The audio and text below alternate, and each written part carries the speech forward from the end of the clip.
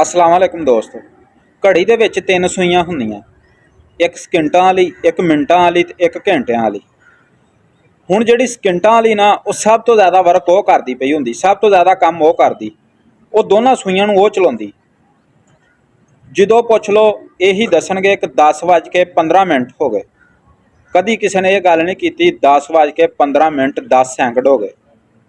10:15 ही दसणगे, सैकड़ां का जिक्र नहीं होंदा। इस तरह कई बंदे इदां दे हुंदे आ कि मेहनत वो करते होंगे, फल उत्तला कोई होर पाई जान दिया हुंदा, क्रैडिट किसी होर नूं मिलन दिया हुंदा।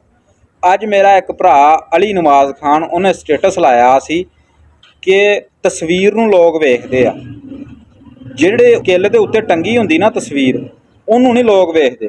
क्यों? वजन सारा उस किल ने चुक्या हुंदा। लोग तस्वीर वेख के कहंदे वाह वाह, जिन्हें वजन चुक्या हुंदा वो किल हुंदा, ਉਹਦੇ ਨਾਲ ਉਹਦੀ रस्सी बन्नी हुंदी, वजन सारा किल चुकी फिरदा। लेकिन किल नूं वेख्या करो। इस तरह साडी जिंदगी दे विच जिहड़े सकिंटां वाली सूई का किरदार अदा करते, मेहनत करते ना, उन्हां नूं यार क्रैडिट दिया करो। मेहनत वो करते रह जांदे, फल कोई होर पा जांदा, ना कोई होर बना जांदा।